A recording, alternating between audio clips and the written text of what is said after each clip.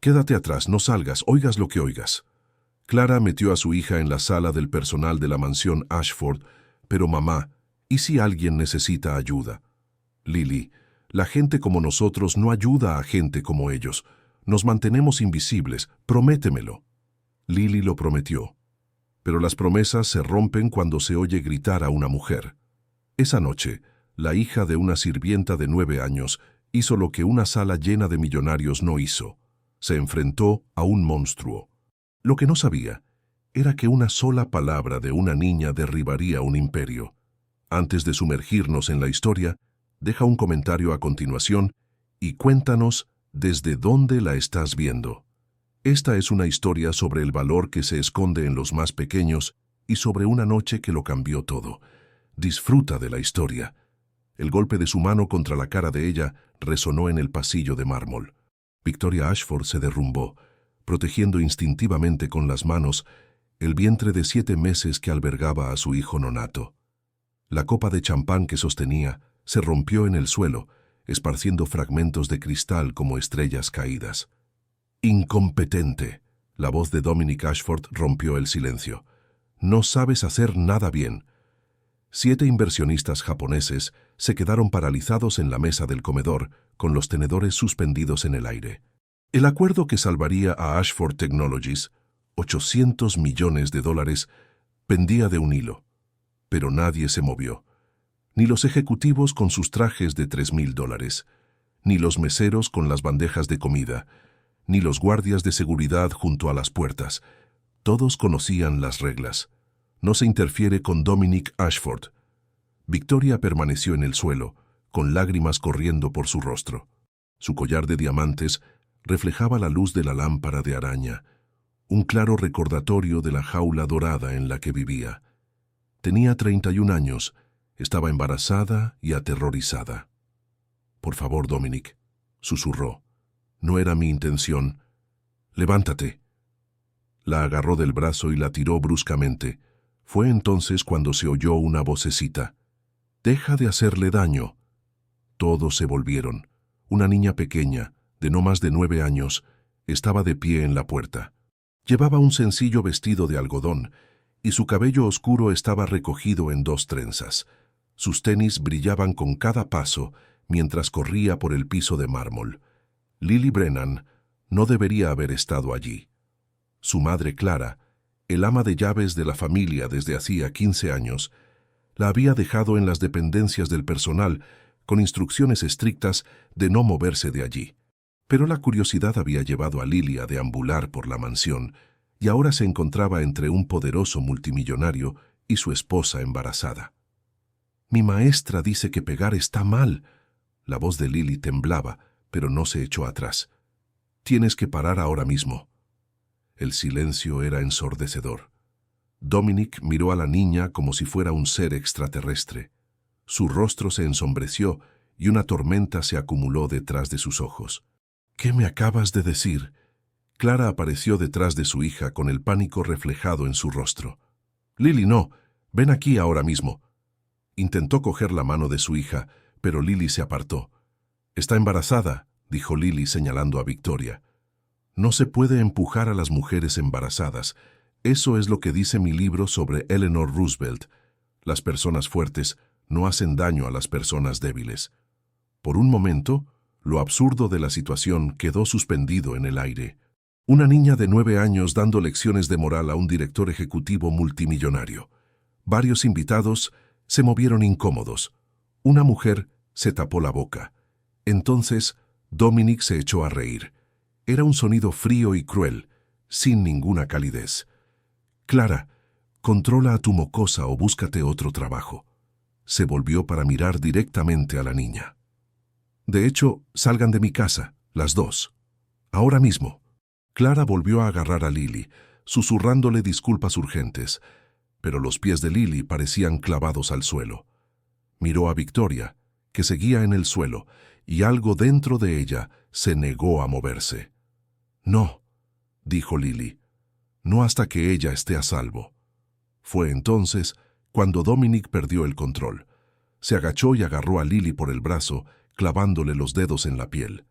Cuando ella intentó zafarse, la empujó hacia atrás con tanta fuerza que su pequeño cuerpo salió volando contra la pared. El sonido del impacto hizo que todos se quedaran sin aliento. Clara gritó. Victoria susurró. Por favor, solo es una niña.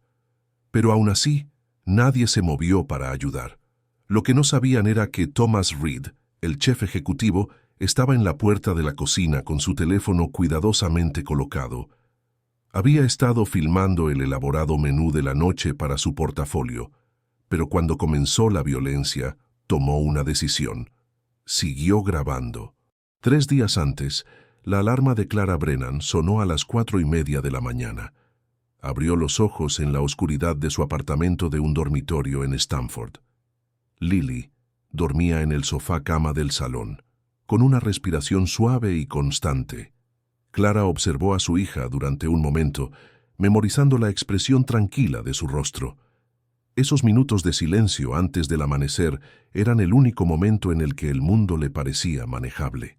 Clara tenía 38 años y estaba cansada de una forma que el sueño no podía solucionar. Llevaba 15 años trabajando para la familia Ashford desde que huyó de las montañas Apalaches con nada más que una bolsa de lona y la determinación de escapar del hombre que le había dejado moretones en los brazos y miedo en el corazón. Ganaba $45,000 al año sin prestaciones completas.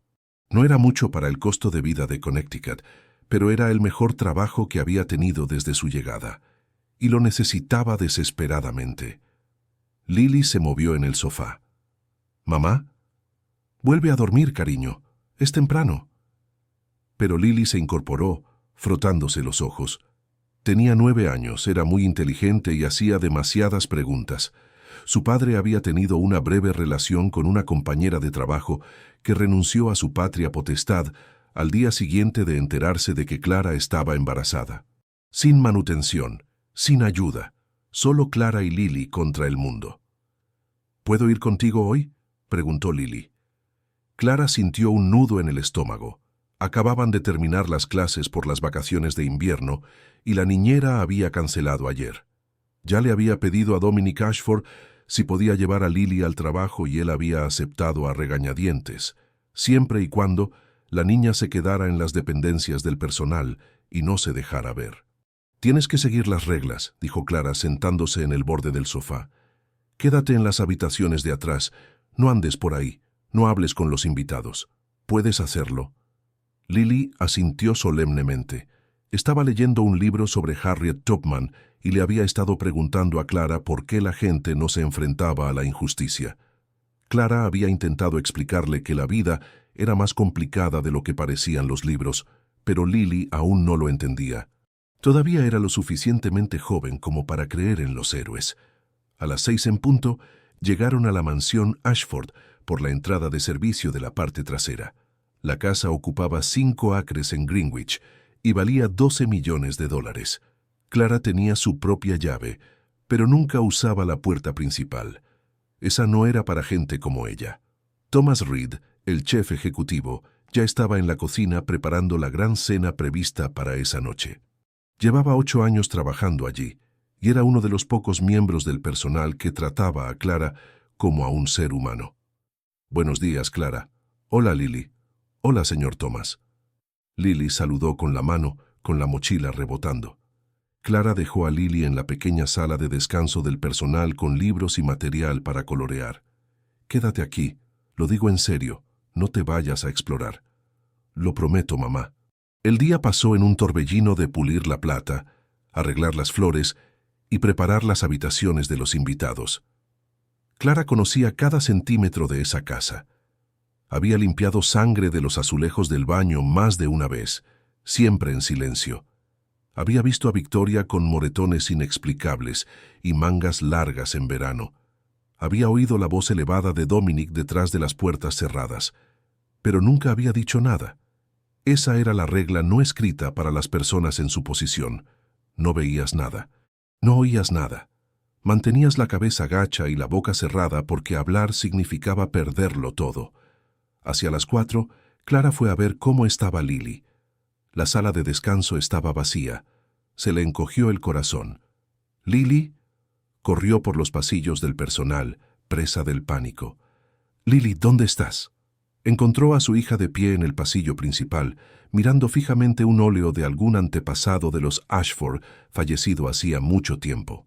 Lily tenía los ojos muy abiertos, maravillada por la lámpara de araña, los suelos de mármol, el mundo de riqueza que solo había vislumbrado de pasada.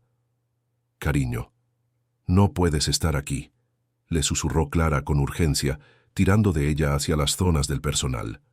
«¿Por qué ellos tienen tanto y nosotros tan poco?», preguntó Lily. Clara no tenía respuesta, solo sabía que la cena de esa noche era crucial para el negocio de Dominic, que la tensión era alta y que no podía permitirse ningún error. No podía permitirse perder ese trabajo. No tenía ni idea de que en solo unas horas guardar silencio se volvería imposible. A las 7 de la tarde, la mansión Ashford se transformó en un escenario de poder y dinero. Los inversionistas japoneses llegaron en limusinas negras, 7 hombres y 3 mujeres, cada uno de los cuales representaba millones en potencial financiación. Dominic Ashford los necesitaba. Su empresa tecnológica se estaba ahogando en investigaciones federales y los ejecutivos clave ya habían abandonado el barco. Esta cena era su última oportunidad de asegurar $800 millones antes de que todo se derrumbara. Clara se movía por el comedor como un fantasma, colocando los cubiertos mientras Thomas supervisaba al personal de cocina. En algún lugar de la parte de atrás, Lily debía estar leyendo sus libros. Clara rezaba para que esta vez se hubiera quedado en su sitio. Victoria Ashford bajó la gran escalera con un vestido azul marino que ocultaba su embarazo en la medida de lo posible. Le temblaban ligeramente las manos mientras saludaba a los invitados. Clara se dio cuenta, pero no dijo nada. Hace tiempo había aprendido que fijarse en las cosas era peligroso. Dominic estaba de pie junto a la barra, con una sonrisa afilada y ensayada, pero Clara podía ver la tensión en sus hombros, la forma en que apretaba la mandíbula entre palabra y palabra. Era un hombre al límite. La cena comenzó sin contratiempos. Se sirvieron los aperitivos, el vino fluyó. Las conversaciones sobre inteligencia artificial y proyecciones de mercado llenaron el ambiente. Entonces, el principal inversionista, el señor Tanaka, hizo una petición. En nuestra cultura el vino especial debe ser servido por la anfitriona. Demuestra la unidad familiar. La sonrisa de Dominic se tensó. Se volvió hacia Victoria.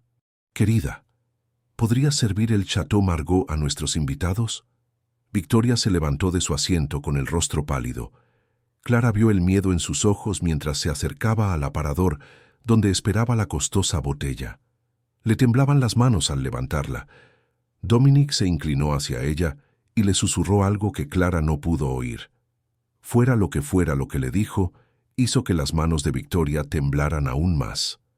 Empezó a servir la primera copa. El vino fluyó suavemente. Luego la segunda copa. Pero cuando fue a servir la tercera, su abultado vientre chocó con el borde de la mesa. La botella se inclinó. 3 gotas de vino tinto salpicaron la camisa blanca italiana de Dominic. El tiempo pareció detenerse. Las conversaciones se acallaron. Los invitados se quedaron paralizados a mitad de frase. Clara, de pie cerca de la puerta de la cocina, sintió un nudo en el estómago. Dominic miró fijamente las manchas de vino que se extendían por su pecho. Su rostro cambió, pasando de ser el de un anfitrión educado a algo oscuro y peligroso. La máscara que llevaba ante el mundo se resquebrajó, revelando lo que había debajo. «¡Tonta, patética!». Se levantó tan rápido que su silla rozó el suelo.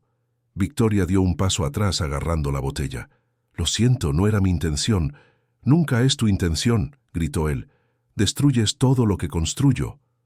Los invitados intercambiaron miradas incómodas. Una mujer se fijó en su servilleta. Un hombre carraspeó, pero nadie habló. Clara sentía los pies pegados al suelo. Quería moverse, hacer algo, pero el miedo la paralizaba. Siempre era así. Lo presenciabas. Te quedabas en silencio. Sobrevivías.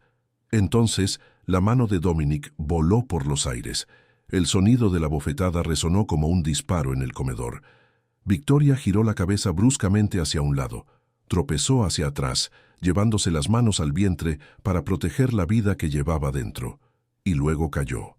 Victoria yacía en el piso de mármol, con una mano acunando su vientre embarazado y la otra presionada contra su mejilla enrojecida. La copa de champán rota brillaba a su alrededor como estrellas dispersas. Luego se oyó el sonido de pequeños pasos. Las zapatillas luminosas de Lily brillaban en rojo y azul mientras corría por el comedor. Sus trenzas rebotaban detrás de ella. Se arrodilló junto a Victoria y extendió su pequeña mano. ¿Estás bien? ¿El bebé está bien? Clara apareció en la puerta con el rostro pálido. «Lily, no, ven aquí ahora mismo». Pero Lily no se movió. Miró a Dominic, que se alzaba sobre ellas, y su joven voz rompió el silencio. «Tienes que dejar de hacerle daño. Golpear es malo». Dominic miró a la niña como si fuera un insecto que hubiera encontrado arrastrándose por su costoso traje. Sus ojos eran fríos, vacíos de cualquier atisbo de humanidad. «¿Qué me has dicho?» Lily se puso de pie, colocándose entre Dominic y Victoria. Apenas le llegaba a la cintura, pero no retrocedió. «Mi libro sobre Eleanor Roosevelt dice que las personas fuertes no hacen daño a las personas más débiles. Estás siendo un matón». Durante un momento nadie respiró. Entonces Dominic se rió, un sonido sin calidez ni humor. «Clara, controla a tu mocosa o estás despedida. De hecho, ¿sabes qué? Fuera, las dos. Ahora mismo». Clara se apresuró a acercarse y coger a su hija. «Señor Ashford, lo siento mucho, ella no lo entiende. Jamo, por favor, necesito este trabajo». «He dicho que se vayan». Lily se soltó de las manos de su madre. Miró a Victoria, que seguía en el suelo, y negó con la cabeza. «No, no hasta que ella esté a salvo». Fue entonces cuando Dominic perdió el control. Se agachó y agarró a Lily por el brazo, clavándole los dedos en el delgado hombro. Cuando ella intentó zafarse, él la empujó hacia atrás con brutal fuerza. El pequeño cuerpo de Lily voló por los aires y se estrelló contra la pared. El impacto produjo un ruido sordo y repugnante. Ella se desplomó en el suelo, jadeando. Clara gritó, corrió hacia su hija y la abrazó.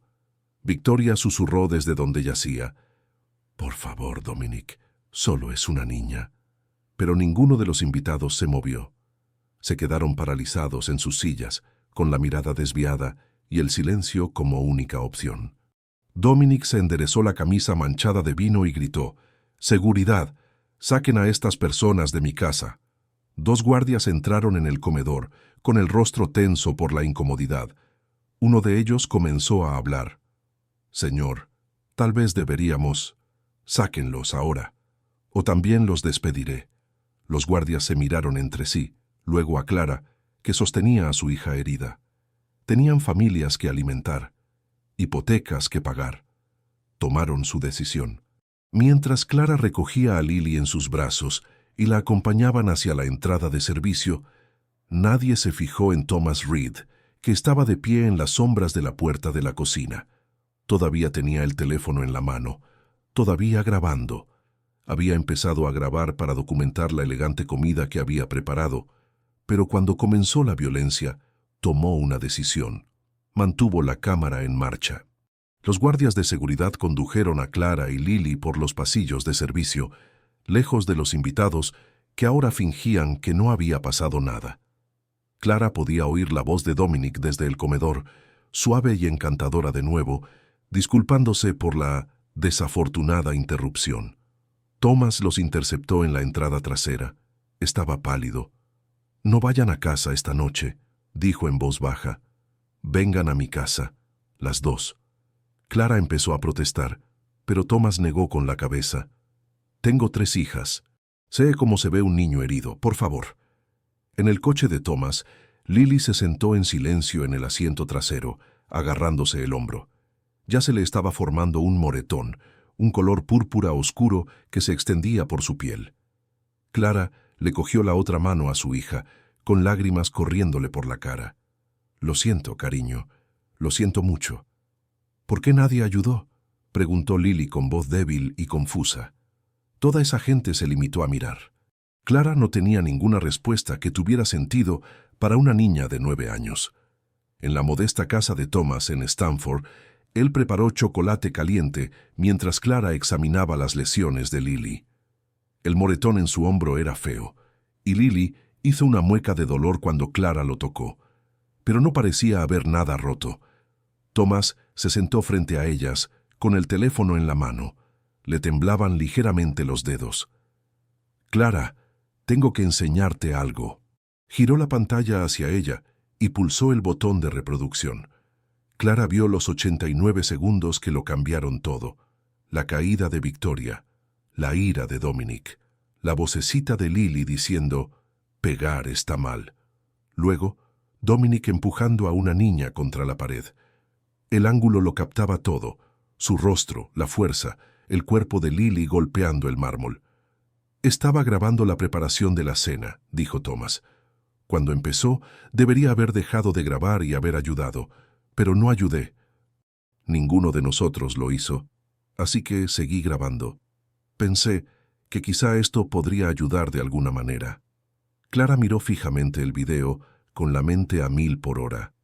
Pensó en el correo electrónico de despido que probablemente encontraría mañana, en el alquiler que debía pagar en 12 días, en encontrar otro trabajo con una niña de 9 años y sin referencias.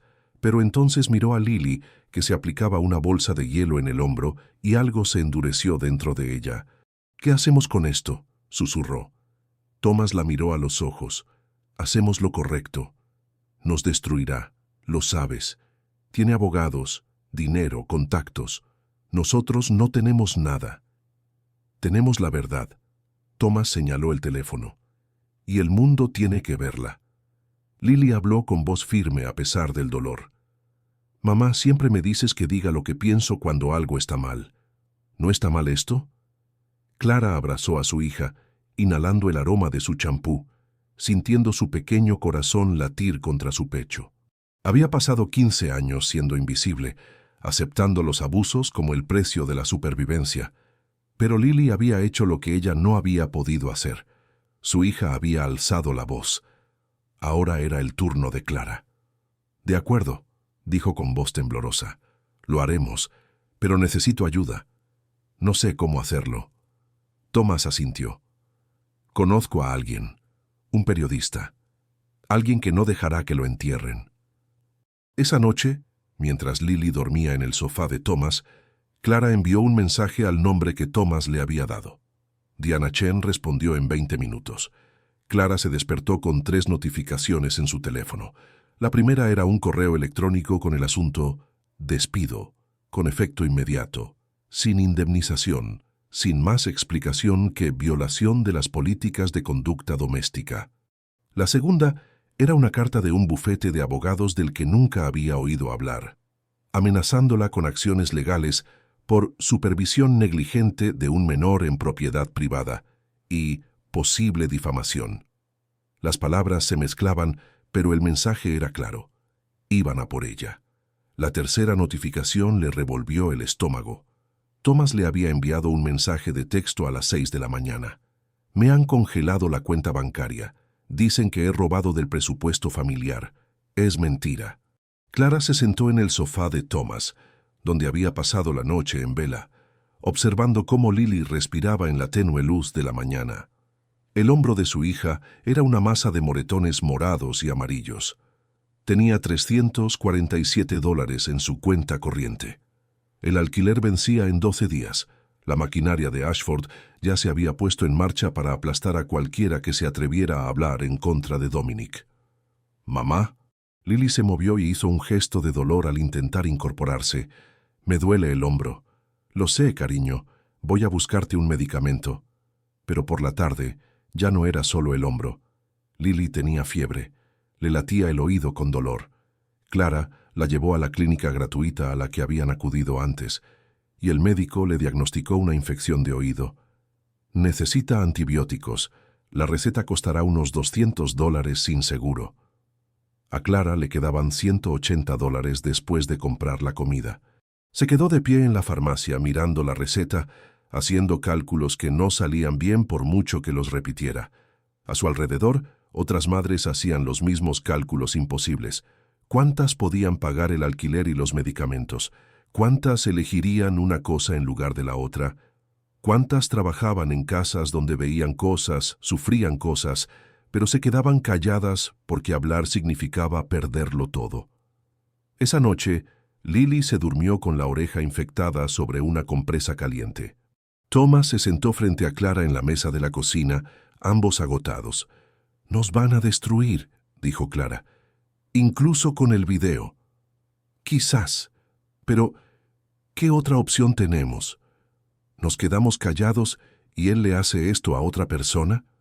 Clara pensó en todas las veces que había ignorado los moretones de Victoria, todas las excusas que se había dado a sí misma sobre la supervivencia, sobre el pragmatismo, sobre mantener la cabeza gacha. Abrió su computadora portátil y creó una nueva cuenta de Twitter. Anónima, sin foto de perfil, solo palabras. Trabajé durante 15 años para un multimillonario que golpea a su esposa embarazada. Cuando mi hija de 9 años intentó protegerla, él la lanzó contra la pared. Tengo pruebas en vídeo, pero tengo miedo. ¿Qué debo hacer? Su dedo se cernió sobre el botón publicar. Una vez que hagas esto, no habrá vuelta atrás, dijo Thomas en voz baja. Clara miró a Lily, que dormía en el sofá, pequeña, valiente y herida. Pensó en la mujer en la que quería que se convirtiera su hija, en la mujer que necesitaba ser. Pulsó publicar. El tuit obtuvo 47 visitas en la primera hora. Luego, 200. Por la mañana, tenía 50.000. Alguien lo había compartido con Diana Chen, y el mensaje de la periodista apareció en la bandeja de entrada de Clara. «Te creo. Déjame ayudarte a protegerte mientras contamos esta historia de la manera correcta. Sin costo alguno para ti. Solo la verdad». El suelo bajo sus pies se estaba moviendo. Clara no sabía si estaban cayendo o si finalmente estaban aprendiendo a mantenerse en pie. Diana Chen no se precipitó. Eso fue lo primero que Clara aprendió de ella. Durante 48 horas, hablaron a través de llamadas telefónicas encriptadas. Diana le explicó su estrategia con cuidado. Era una periodista de investigación especializada en sacar a la luz la corrupción empresarial y entendía que publicar el video demasiado rápido permitiría al equipo de relaciones públicas de Dominic controlar la narrativa. «Primero creamos el contexto», dijo Diana. «Mostramos el patrón, luego mostramos las pruebas. Su primer artículo se publicó un miércoles. La fuerza laboral invisible, las trabajadoras domésticas que lo ven todo. Era general, analítico, preparaba el terreno. Lo leyeron 20.000 personas. El segundo artículo presentaba la historia de Clara, con el rostro difuminado y la voz alterada, sobre sus 15 años en la casa de los Ashford, aún sin nombres, sin vídeo, solo la experiencia de una mujer que había visto cómo se desarrollaba el abuso y se había quedado callada porque necesitaba sobrevivir. Lo leyeron 100.000 personas. Luego, el viernes por la mañana, Diana publicó el video. 89 segundos. Audio nítido. Calidad de imagen cristalina. Advertencias sobre el contenido al principio.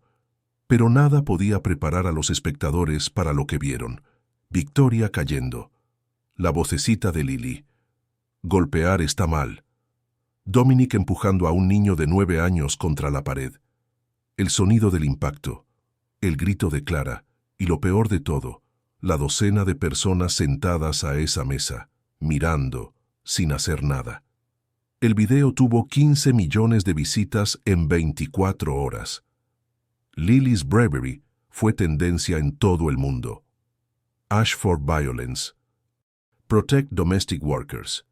Las celebridades lo compartieron, los políticos emitieron declaraciones, las cadenas de noticias solicitaron entrevistas, pero la reacción negativa no se hizo esperar.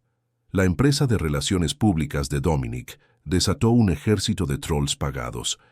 Llamaron a Clara cazafortunas, la acusaron de haber instruido a Lily y afirmaron que el video estaba sacado de contexto.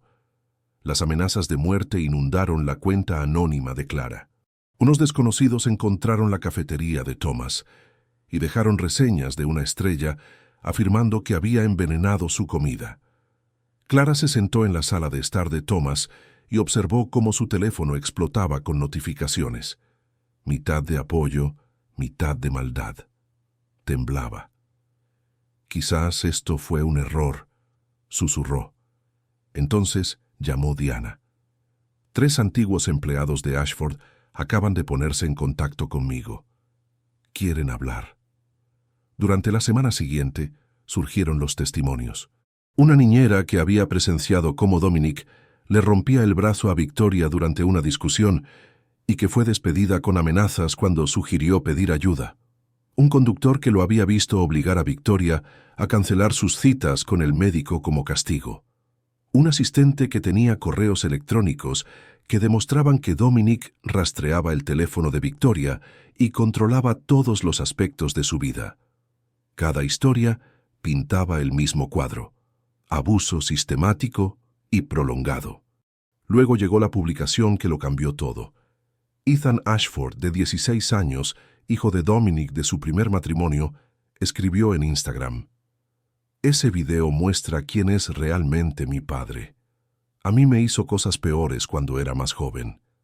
La chica de ese video es más valiente que todos los adultos de esa sala, incluido yo».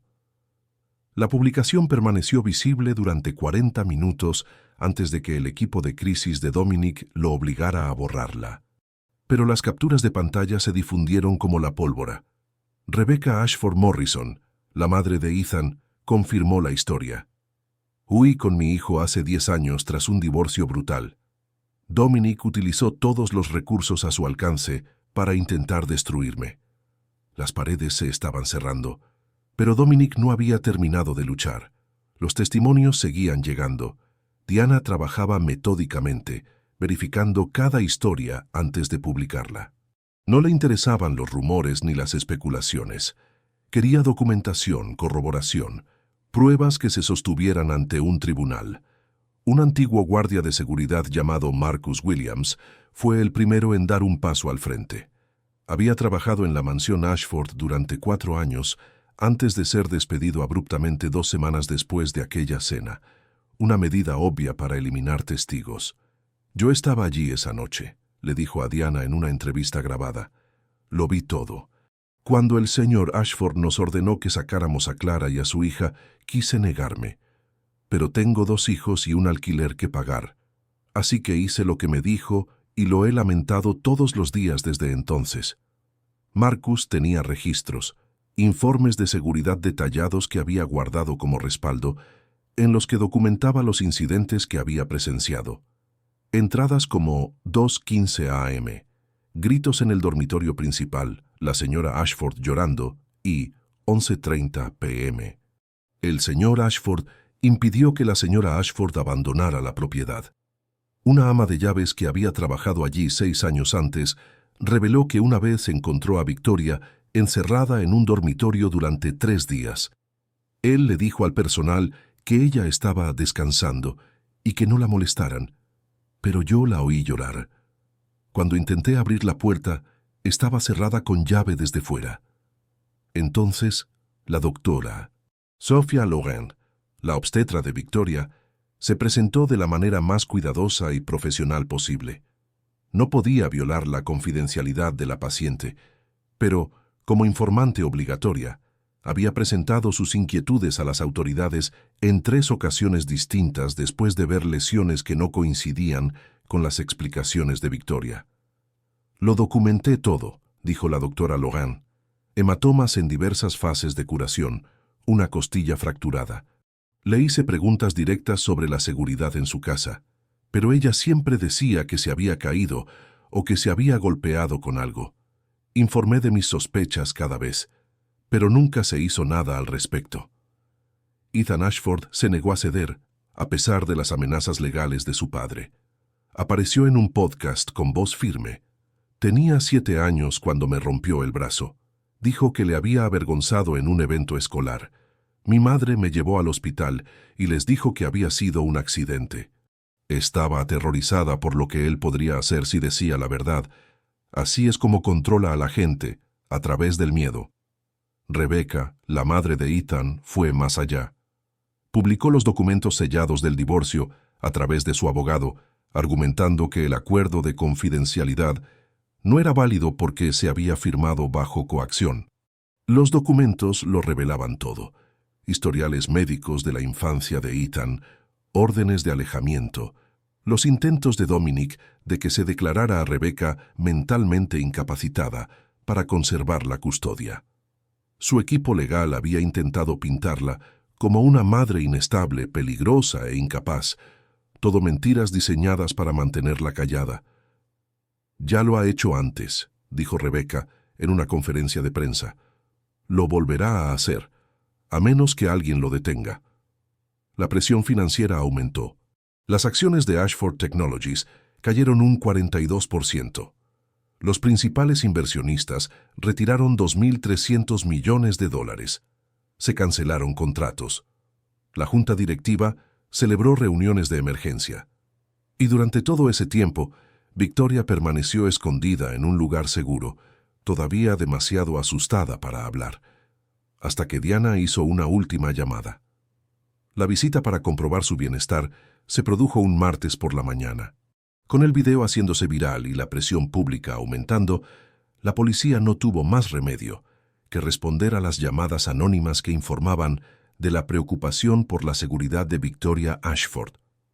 2 agentes llegaron a la mansión de Greenwich a las 9 de la mañana con una orden judicial. Dominic intentó bloquearles la puerta. «Mi esposa está descansando. Esto es acoso». «Señor, tenemos la obligación legal de verificar su bienestar. Apártese». Encontraron a Victoria en el dormitorio de arriba, con mangas largas a pesar de la calefacción de la casa. Tenía los ojos hundidos, agotada. Cuando le preguntaron si estaba a salvo, le temblaban los labios, pero no le salían las palabras. «Señora Ashford, necesitamos que responda. ¿Está en peligro?» Miró a los agentes y luego a Dominic, que estaba de pie en la puerta. Finalmente, asintió con la cabeza una vez. Esa simple señal lo cambió todo. La doctora Sophia Laurent llegó en menos de una hora para realizar un examen médico de urgencia. Como obstetra de Victoria y profesional con obligación de informar, tenía autoridad para documentar las lesiones. Lo que encontró la dejó consternada. Moretones en diferentes fases de curación, algunos recientes y otros de varias semanas. Heridas defensivas en los antebrazos de Victoria. Una fractura parcialmente curada en la muñeca que nunca había sido tratada adecuadamente. E indicadores de estrés que ponían en riesgo tanto a Victoria como a su hijo por nacer. «¿Cuánto tiempo?», preguntó la doctora Logan con delicadeza. «Años», susurró Victoria. «Desde antes de casarnos». La doctora Logan presentó un informe inmediato a los servicios de protección infantil y a los servicios de protección de adultos. Se emitió una orden de alejamiento temporal que obligaba a Dominic a abandonar la residencia durante 72 horas mientras se llevaba a cabo la investigación. Por primera vez en años, Victoria se quedó sola en esa casa sin que él la vigilara. El doctor Laurent se quedó para una visita de seguimiento esa noche. Se sentaron en el dormitorio donde Victoria había pasado innumerables noches con miedo. «Tengo algo», dijo Victoria en voz baja. Se dirigió a su armario y sacó un bolso de diseño de la estantería. Le temblaban las manos mientras abría un doble fondo en el forro. Dentro había un pequeño diario, una cámara desechable con fotos reveladas y una vieja grabadora analógica. «Llevo 3 años documentándolo todo», explicó Victoria. «Él controla mi teléfono, mi computadora, todo lo digital, pero nunca se le ocurrió revisar esto». Las entradas del diario estaban fechadas y eran detalladas. 15 de marzo de 2022. Me empujó por las escaleras. Le dijo al médico que me había resbalado. 3 de junio de 2022. Me encerró en el dormitorio durante 2 días porque hablé con una amiga durante el almuerzo. Las fotos mostraban los moretones que había fotografiado en secreto durante los escasos momentos en que estaba sola. Las grabaciones de voz captaban las amenazas con la propia voz de Dominic. «No eres nada sin mí. Nadie te creerá. Me aseguraré de que lo pierdas todo. El doctor Laurent añadió copias del historial médico completo de Victoria, que mostraba el patrón de lesiones a lo largo de los años. ¿Por qué ahora?, preguntó el doctor Laurent. ¿Por qué no lo utilizaste antes? Victoria se tocó el vientre embarazado. Porque esa niña fue más valiente de lo que yo he sido nunca. Tiene 9 años y le plantó cara. ¿Cómo puedo hacer menos que ella? A medianoche, Victoria fue trasladada a un refugio de alta seguridad para víctimas de violencia doméstica. Diana Chen tenía las pruebas, la policía tenía su caso, y el imperio de Dominic Ashford comenzó a desmoronarse en serio. Diana Chen entendía el momento oportuno, no reveló todo de una vez. Construyó el caso pieza por pieza, manteniendo la historia en todos los ciclos de noticias durante una semana entera. Lunes, fotografías médicas que mostraban las lesiones de Victoria, moretones, la fractura de muñeca sin tratar, heridas defensivas. 3 expertos médicos independientes verificaron que las imágenes mostraban patrones compatibles con violencia doméstica prolongada. Martes, grabaciones de audio. La voz de Dominic, clara e inconfundible. No vales nada, no eres nada, nadie te creerá antes que a mí. Y más tarde, intenta irte, y me aseguraré de que no veas ni un centavo. Te destruiré en los tribunales. Miércoles, el diario de Victoria, página tras página de entradas fechadas que describían años de terror. Diana solo publicó extractos, pero eran devastadores. Me mantuvo la cabeza bajo el agua en la bañera hasta que prometí cancelar la comida con Sara. Pensé que iba a morir. Jueves. Documentos financieros que muestran cómo Dominic había cortado sistemáticamente el acceso de Victoria al dinero. Cuentas conjuntas vaciadas y cerradas, tarjetas de crédito canceladas, su propia herencia de sus padres bloqueada en fideicomisos que él controlaba. Viernes. El testimonio completo de Ethan sobre su infancia, respaldado por los registros de terapia que su madre había conservado. Informes médicos que muestran el brazo roto, la conmoción cerebral, los accidentes que no fueron accidentes. Sábado. La historia de Rebecca, completa con los registros de divorcio sellados que mostraban los intentos de Dominic de declararla mentalmente incompetente cuando ella intentó irse. Domingo. La entrevista que todos habían estado esperando. Clara y Lily se sentaron en el estudio de Diana, con psicólogos infantiles presentes. Esta vez se mostró el rostro de Lily. Su madre había tomado esa decisión cuidadosamente, sabiendo que esconderse tras el anonimato ya no las protegería. Lily habló con la honestidad directa de una niña. Solo quería que dejara de hacerle daño. Mamá siempre me dice que ayude a las personas que necesitan ayuda. ¿Por qué los adultos no ayudaron? Clara leyó en voz alta los nombres de los 7 inversionistas que se habían sentado a esa mesa, observando. Estas personas fueron testigos de una agresión. Vieron a un hombre lanzar a una niña de 9 años contra una pared, y no hicieron nada. La reacción fue nuclear. La junta directiva de Ashford Technologies celebró una sesión de emergencia y votó por unanimidad destituir a Dominic como director ejecutivo. Las acciones de la empresa entraron en caída libre, perdiendo el 60% de su valor en 3 días. La Comisión de Valores y Bolsa anunció una investigación formal sobre irregularidades financieras. Se rescindieron importantes contratos. Los inversionistas japoneses, que de repente se enfrentaban al escrutinio internacional, emitieron un comunicado cuidadosamente redactado en el que expresaban su profundo pesar por no haber intervenido, y donaron $5 millones cada uno a organizaciones contra la violencia doméstica. Era una medida para controlar los daños, pero el dinero seguiría ayudando a la gente. Dominic contrató a 3 equipos legales distintos. Emitió comunicados en los que calificaba todo de mentiras y distorsiones.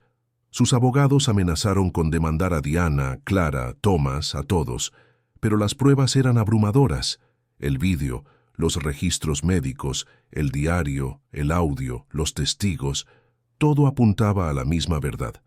Un miércoles por la mañana, 2 semanas después de que el video se hiciera viral, La policía llegó al hotel donde se alojaba Dominic. Lo detuvieron. Los cargos se leyeron en una sala del tribunal abarrotada. Dominic Ashford se presentó ante el juez con un traje caro y el rostro inexpresivo. El fiscal enumeró cada uno de los cargos. Múltiples cargos de agresión doméstica, poner en peligro a un menor, detención ilegal y obstrucción a la justicia. La fianza se fijó en $50 millones. Dominic la pagó en efectivo en 2 horas. Lo que siguió fue una guerra legal de 18 meses. Los 3 equipos de defensa de Dominic presentaron una moción tras otra, solicitando aplazamientos, pidiendo la supresión de pruebas y atacando a todos los testigos. Persiguieron a Clara con especial saña. Tiene antecedentes de haber recibido ayuda del gobierno, argumentó un abogado en una audiencia previa al juicio.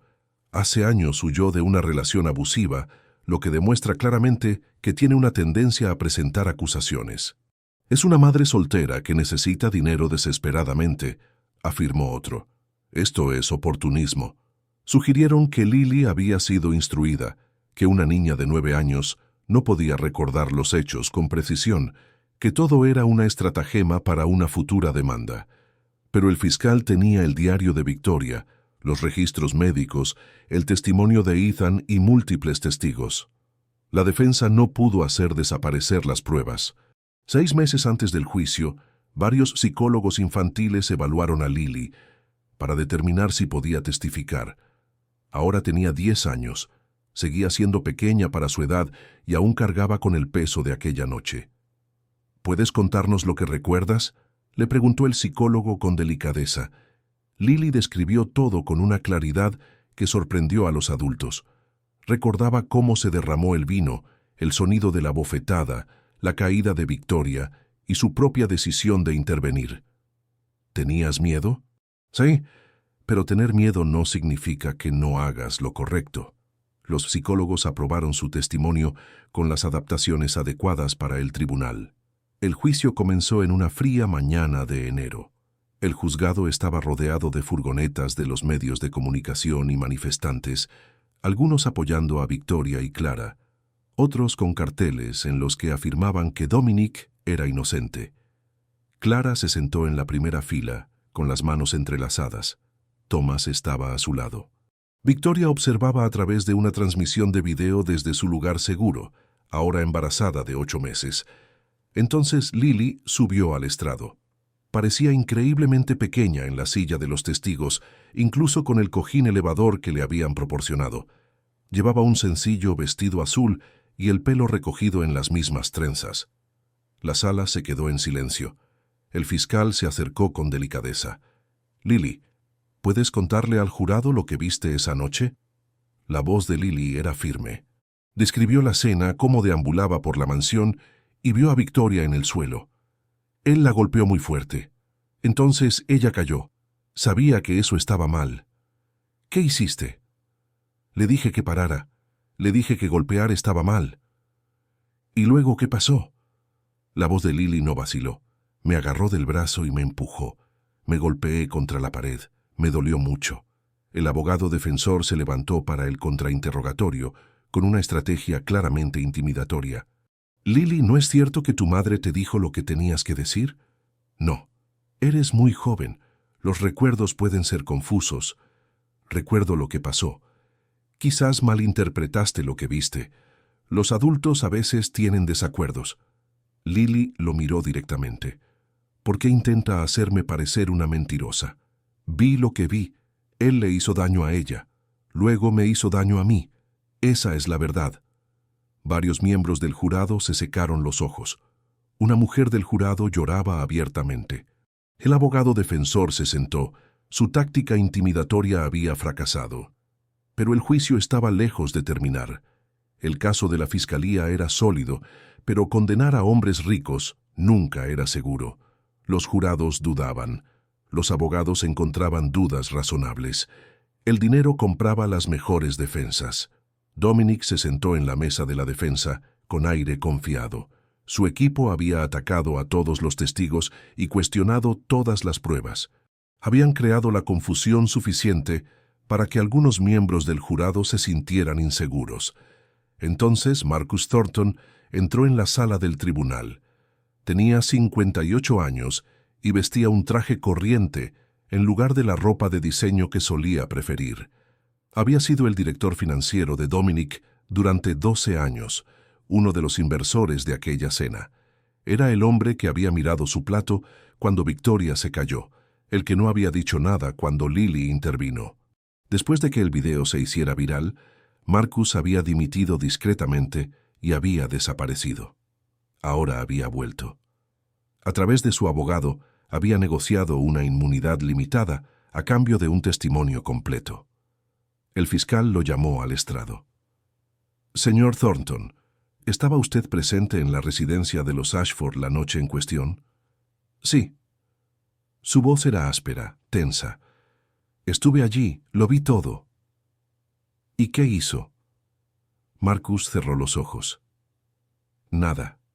No hice absolutamente nada. Miré mi plato y pensé en mi bonificación de $3 millones que dependía de que se cerrara ese trato. Elegí el dinero por encima de la seguridad de una niña». La sala se quedó en silencio. «Pero esa no fue la primera vez que presenció un acto de violencia, ¿verdad?» «No». Marcus abrió los ojos y miró directamente al jurado. «Vi a Dominic agredir a Victoria en otras 3 ocasiones. Una vez, durante un viaje de negocios a San Francisco, la empujó contra la pared del hotel. Otra vez, después del horario de oficina, oí gritos y lo vi agarrarla por el cuello. Y otra vez, en un evento benéfico, le retorció el brazo a la espalda en un pasillo donde pensaba que nadie podía verlo». «¿Qué hizo en esas ocasiones?» Aparté la mirada, todas y cada una de las veces, porque tenía miedo de perder mi trabajo, mis ingresos, mi estatus. Me dije a mí mismo que no era asunto mío. Marcus sacó una carpeta de su maletín. «He traído documentación. Correos electrónicos que envié a Recursos Humanos expresando mi preocupación por el comportamiento de Dominic y que fueron ignorados. Grabaciones de conversaciones con otros ejecutivos en las que se discutía cómo encubrir las cosas. Registros financieros que muestran los pagos realizados a antiguos empleados para que firmaran acuerdos de confidencialidad». Le entregó todo al fiscal y luego se volvió hacia el jurado. «Esa niña de 9 años tuvo más valor en 30 segundos que yo en 12 años. Tengo que vivir con eso. Así que estoy haciendo lo único que puedo hacer ahora, decir la verdad». El fiscal le preguntó, «¿Qué ha hecho con el dinero que ganó trabajando para el señor Ashford?» «Creé un fideicomiso irrevocable con 12 millones de los 14 que gané. Se distribuirá a organizaciones contra la violencia doméstica durante los próximos 10 años. Me quedé con 2 millones para vivir modestamente. No quiero dinero manchado de sangre». Los abogados de Dominic intentaron desacreditar a Marcus, sugiriendo que estaba resentido por haber perdido su trabajo. Pero la documentación era real, las grabaciones se verificaron y su testimonio coincidía con todo lo demás. El jurado deliberó durante 8 horas. Cuando regresaron, la portavoz se puso de pie. «Encontramos al acusado culpable de todos los cargos». Dominic Ashford fue condenado a 8 años de prisión federal, con posibilidad de libertad condicional después de 5. Se puso de pie mientras el juez leía la sentencia, con el rostro pálido pero controlado. La sala estalló.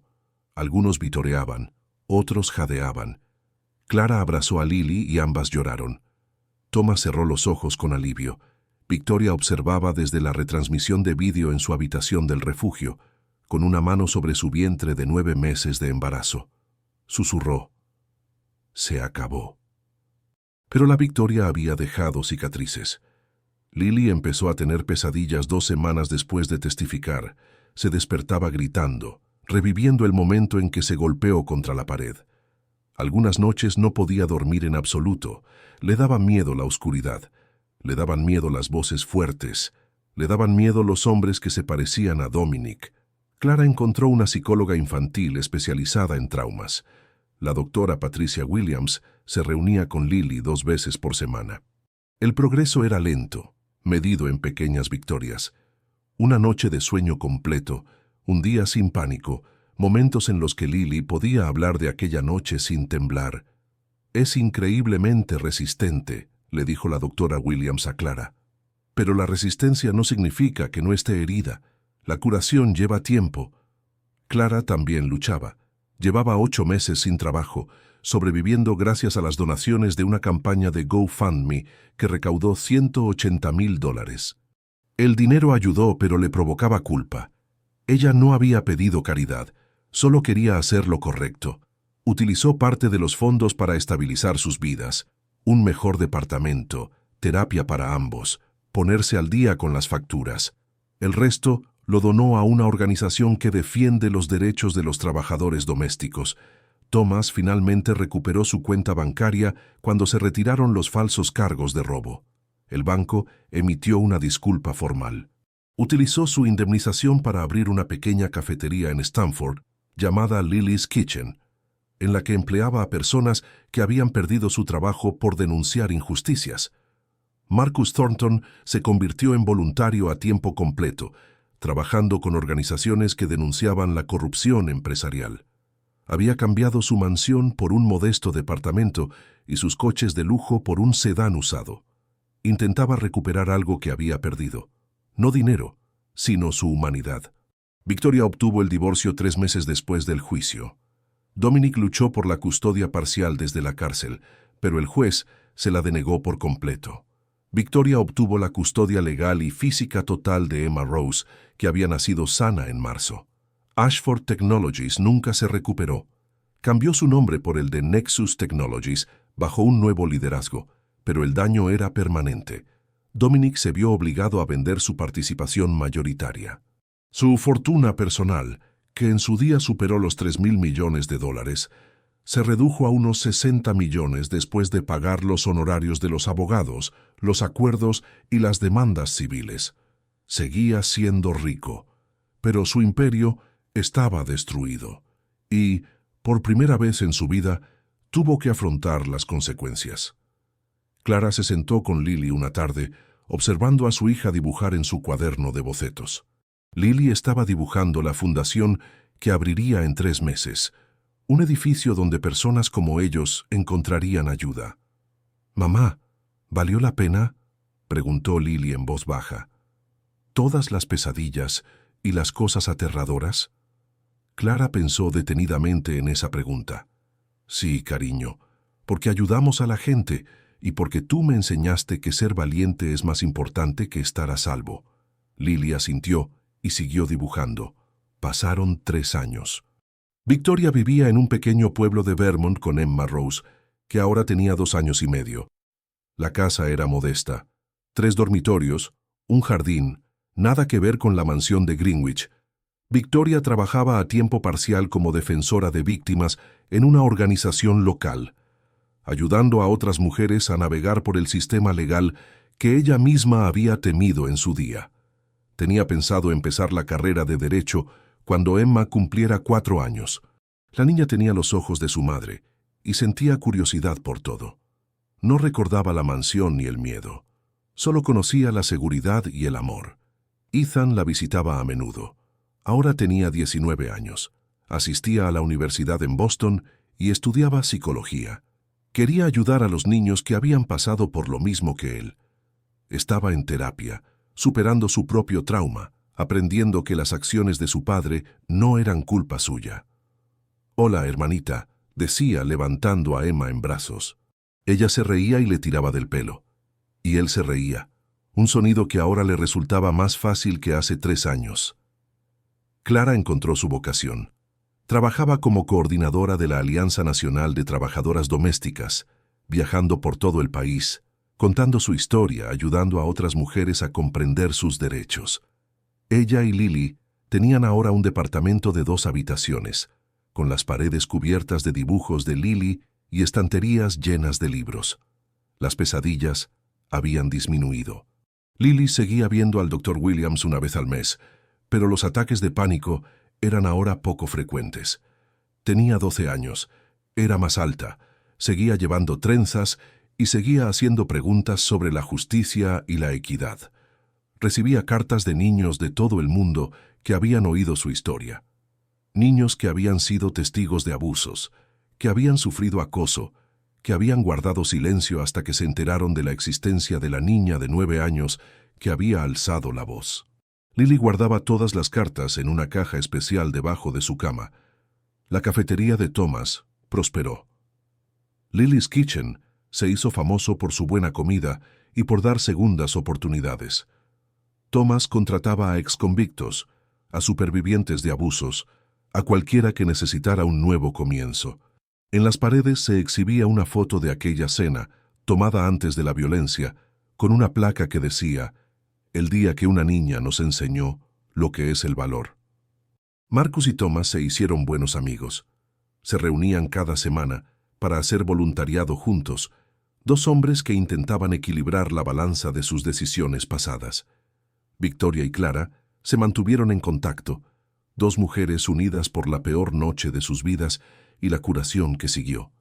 Se hacían videollamadas mensuales, compartían novedades sobre sus hijas y se animaban mutuamente en los días difíciles. Y hoy era un día especial. Hoy, después de 3 años de planificación, recaudación de fondos y construcción, la Fundación Lily's Voice abría sus puertas. La ceremonia de inauguración estaba programada para las 2 en punto. Clara estaba fuera del edificio con Lily, mirando el letrero sobre la entrada. «¿Lista, cariño?», preguntó Clara. Lily apretó la mano de su madre. «Lista». El edificio se encontraba en una calle tranquila de New Haven, 3 pisos de ladrillo rojo, con grandes ventanas que dejaban entrar la luz de la tarde.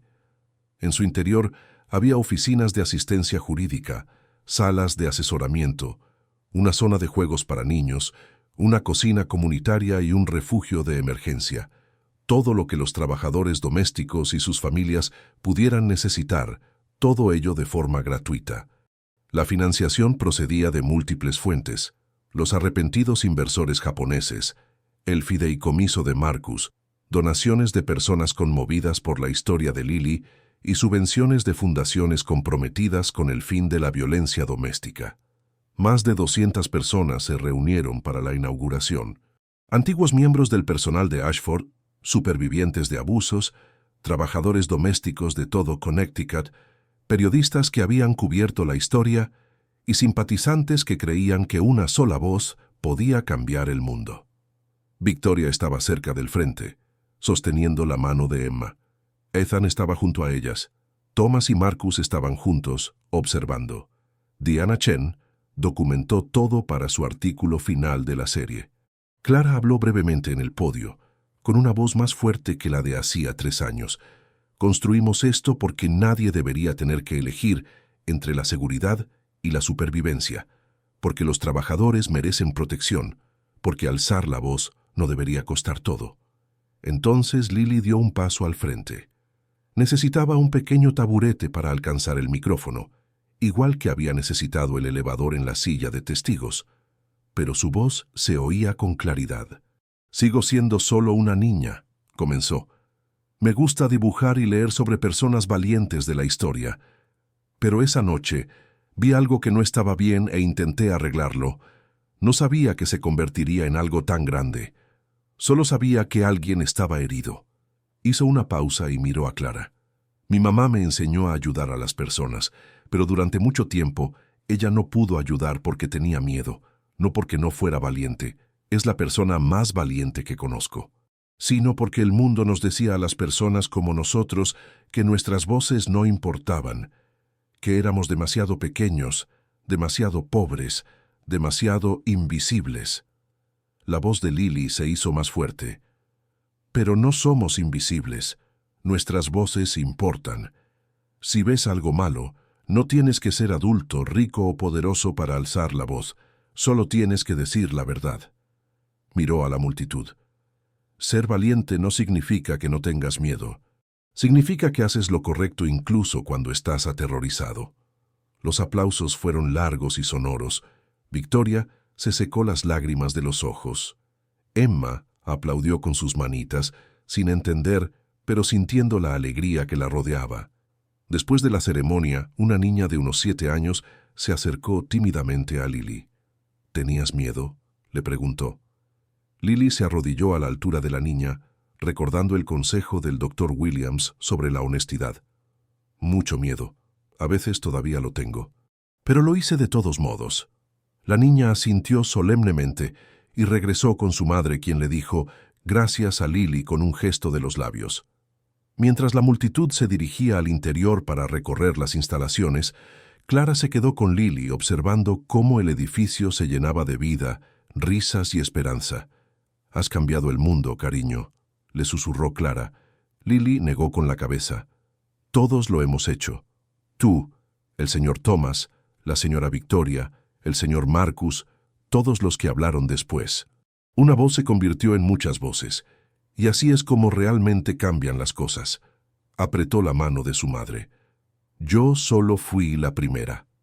En el interior, la Fundación Lily's Voice abrió sus puertas por primera vez, ofreciendo refugio a quienes lo necesitaban, amplificando las voces que habían sido silenciadas, demostrando que el valor no requiere tamaño, riqueza ni poder, solo verdad, solo corazón, solo la voluntad de decir, esto está mal y no me quedaré callada. La historia no terminó ese día, solo estaba comenzando, porque la justicia no es un destino, es un viaje que continúa mientras la gente esté dispuesta a hablar. A veces solo se necesita una voz. A veces solo se necesita una niña de 9 años que todavía cree que pegar está mal. A veces solo se necesita a Lily.